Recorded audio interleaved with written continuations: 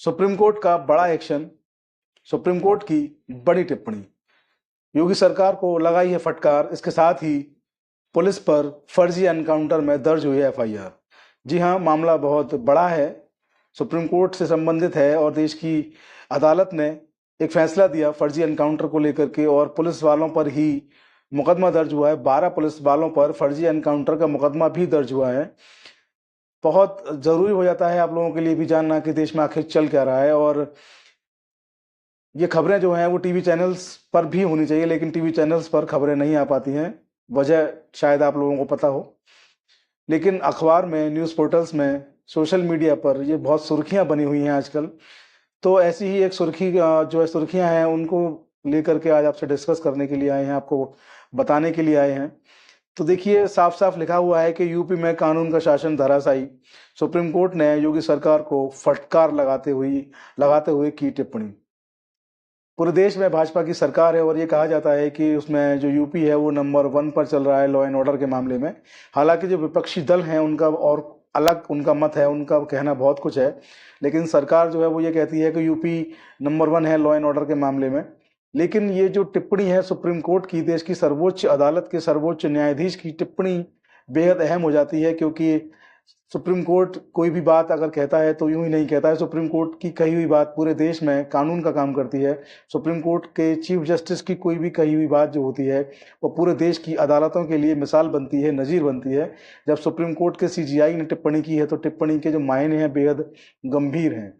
तो आइए देखते हैं कि आखिर क्या चल रहा है सोशल मीडिया पर, इलेक्ट्रॉनिक और प्रिंट मीडिया पर। आपको थोड़ा सा ब्रीफ में जो है करके बता दूं। सुप्रीम कोर्ट ने उत्तर प्रदेश में सिविल विवादों को क्रिमिनल केस में बदलने को लेकर नाराजगी जताई है। Chief justice of India Sanjeev Khanna ने कहा कि यूपी में जो हो रहा है सरासर गलत है। कोर्ट ने डीजीपी और जांच अफसर को भी तलब किया है।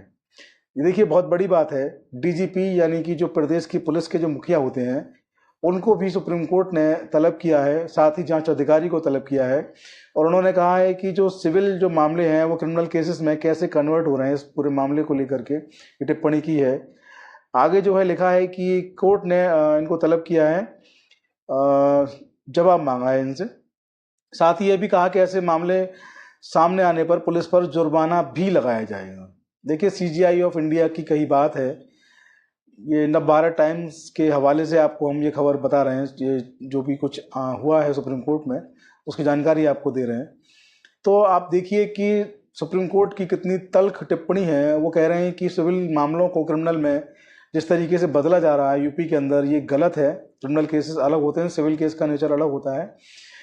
उन्होंने डीजीपी को और जांच अधिकारी को तलब किया, साथ ही चेतावनी भी उन्होंने दी है कि ऐसे मामलों पर जुर्माना भी आपके ऊपर लगाया जा सकता है। सुप्रीम कोर्ट ने टिप्पणी करते हुए कहा है कि यूपी में पुलिस का जो शासन है, कानून का जो शासन है, वो धराशायी हो चुका है। सर्वोच्च अदालत ने रोजाना सिविल मुकदमों को आपराधिक मामलों में बदलने के सिस्टम के रवैये पर सख्त टिप्पणी की है। इसके साथ ही कोर्ट ने आगे से ऐसा मामला सामने आने पर पुलिस पर भी जुर्माना लगाने की, यानी कि पुलिस पर भी पनिशमेंट लगाने की वार्निंग जो है सुप्रीम कोर्ट ने दी है। पिछले साल दिसंबर में भी सुप्रीम कोर्ट ने कहा था कि सिविल मामलों को आपराधिक मामलों के रूप में देखा जा रहा है। यहाँ लगातार सिविल विवाद को आपराधिक विवाद में बदला जा रहा है।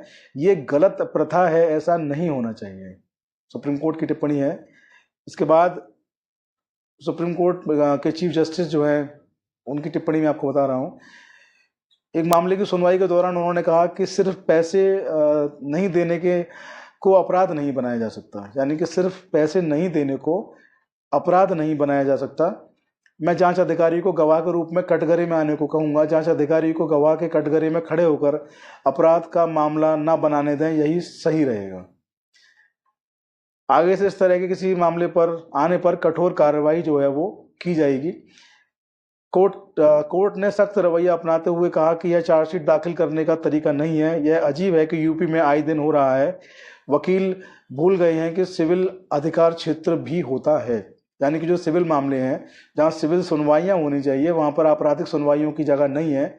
देश में 2 तरह के कानून होते हैं, एक सिविल और एक क्रिमिनल।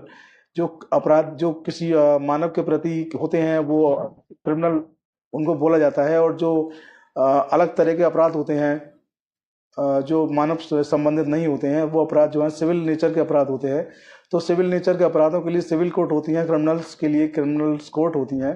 तो सिविल को क्रिमिनल्स में बदलना जो है वो यूपी में बहुत ज़्यादा देखा जा रहा है। इसी को लेकर के सुप्रीम कोर्ट के सीजीआई ने टिप्पणी की है। सुप्रीम कोर्ट यूपी में सिविल विवादों को क्रिमिनल केस में बदलने पर नाराज।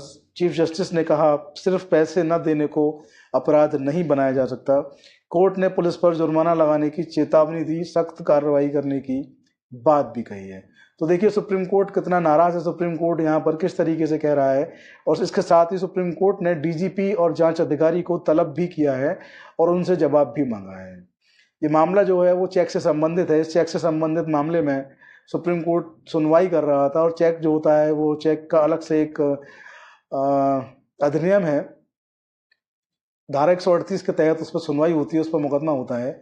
वो सिविल नेचर का केस होता है, और उस केस में जब आपराधिक कार्रवाई हुई है तो सुप्रीम कोर्ट इस बात को लेकर के नाराज हुआ है कि क्रिमिनल केस में कैसे इसको कन्वर्ट कर दिया गया है।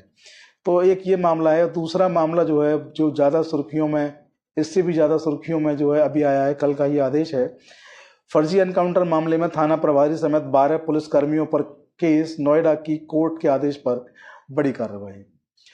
तो जैसा कि मैं आपको बता दूं, ये जो मामला है ये एक छात्र था बीटेक। सोशल मीडिया पर जो भी चीज़ें हैं वो सोशल मीडिया से मैं आपको बता दूं। उत्तर प्रदेश के गौतम बुद्ध नगर न्यायालय के आदेश पर ग्रेटर नोएडा में फर्जी एनकाउंटर के मामले में जेवर कोतवाली के तत्कालीन थाना प्रभारी समेत 12 पुलिसकर्मियों के खिलाफ केस दर्ज किया गया है। यहाँ पीड़ित जो है उनका आरोप है कि बिना किसी वारंट के घर से पुलिस ने उनके बेटे को उठा लिया, मारपीट की। इतना ही नहीं, फर्जी एनकाउंटर भी कर दिया। पुलिस की ओर से मामले की गहनता से जांच की जा रही है। तो इसमें जो आरोप है पीड़ित का नाम तरुण गौतम है। उनके बेटे सोमेश गौतम को पुलिस जो है वो फर्जी तरीके से उनके घर आती है, उठा के ले जाती है। पीड़ित का जो आरोप है उनको पढ़ के आपको सुना देते हैं। पीड़ित का कहना है कि पुलिस उनके बेटे को अज्ञात जगह पर लेकर गए, वहां उनके बेटे के आंखों पर पट्टी बांधकर पैर में गोली मार दी। पुलिस ने इस घटना को फर्जी मुठभेड़ का रूप दे दिया। इसके बाद उनके खिलाफ कई फर्जी केस दर्ज कर दिए। पीड़ित का आरोप है कि उन्होंने कई बार इस घटना की शिकायत उच्च अधिकारियों से की, लेकिन उनकी ओर से मामले में किसी प्रकार की कोई सुनवाई है जो है वो नहीं हुई है। तो ये जो मामला है, 12 इसमें पुलिसकर्मी हैं। उन 12 पुलिसकर्मियों को जेवर थाना क्षेत्र है, जेवर थाना क्षेत्र के जो थाना अध्यक्ष जो होते हैं, एसएचओ जो होते हैं, उन एसएचओ के साथ में उन एसएचओ को भी पार्टीज में बनाया गया था। तो कुल 12 लोगों पर मुकदमा जो है कोर्ट के आदेश से जेवर यानी कि गौतम बुद्ध नगर का जो न्यायालय है, उस न्यायालय के आदेश पर, न्यायालय की प्रक्रिया के अंतर्गत न्यायालय ने आदेश किया कि इन सब पुलिस वालों पर एनकाउंटर का केस जो है वो दर्ज होना चाहिए। तो केस दर्ज हुआ है, पुलिस ने अपनी जांच शुरू कर दी है।